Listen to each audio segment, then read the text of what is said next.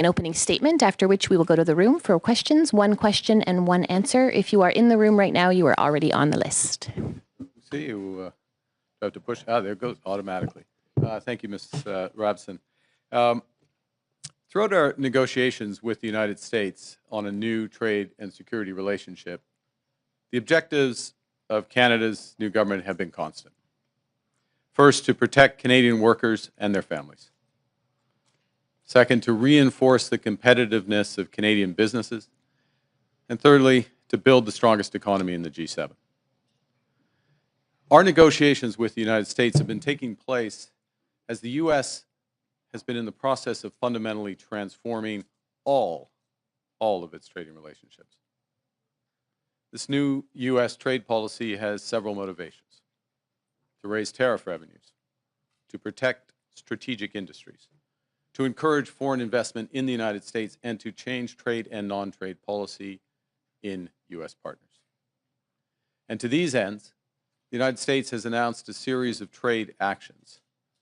Those began near the start of this year with the so-called IEEPA tariffs against Canada and Mexico based on U.S. concerns about the border and fentanyl trafficking. Those were quickly followed by reciprocal tariffs on every U.S. trade partner and very high sectoral tariffs applied globally on strategic industries, including steel, aluminum, autos, and copper. The United States has also imposed substantial trade actions on the Canadian lumber industry. Now, in recent weeks, the United States has agreed a series of trade deals with a variety of countries. And these deals have several aspects in common.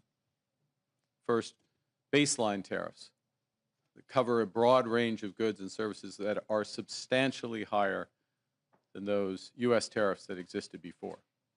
In fact, the average U.S. tariff rate on the world has jumped from just over 2% at the end of last year to almost 16%, 8 times higher, 16% currently.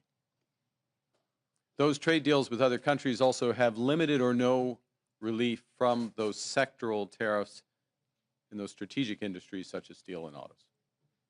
They include substantial commitments by the U.S. trade partners for investments in the United States and significant unilateral trade liberalization measures by U.S. trade partners. As a result of these developments, the breadth and the depth of the changes in U.S. trade policy have become more fully apparent. Specifically, under the new U.S. approach, countries must now buy access to the world's largest economy through a combination of tariffs, investments, unilateral trade liberalization, and policy changes in their home markets. Now, as in previous trade disputes, Canada has implemented a series of retaliatory tariffs. Their objectives have been to protect Canadian workers and businesses and to incentivize a negotiated settlement with the United States. Few other countries followed suit. In a positive and very important development earlier this month, just a few weeks ago, the United States reaffirmed a core commitment to our free trade agreement, CUSMA, by reinforcing that those Canadian exports to the United States that are compliant with that agreement, that are compliant with CUSMA, will not be subject to U.S. IEEPA tariffs. Now, there's a lot of acronyms in that paragraph, so let me try to summarize what that actually means. As a result of that decision by the United States, the actual U.S. tariff rate on Canadian goods is 5.6%. Compare that to the 16% global average. That remains the lowest amongst all of the United States trading partners. And more than 85% of Canada-U.S. trade is now tariff-free. So let's be absolutely clear. Canada currently has the best trade deal with the United States. And while it's different from what we had before, it is still better than that of any other country. So as we work to address outstanding trade issues with the United States, It's important, it's vital. We do everything we can to preserve this unique advantage for Canadian workers, Canadian businesses. And doing so will require both building on a soon-to-be revised CUSMA, our free trade agreement with the U.S. and Mexico, as well as developing a new form of trade and security partnership with the United States. In this context, and consistent with Canada's commitment to CUSMA, I'm announcing today that the Canadian government will now match the United States by removing all of Canada's tariffs on U.S. goods specifically covered under CUSMA. Soyons clairs, le Canada a en ce moment le meilleur accord commercial avec les États-Unis.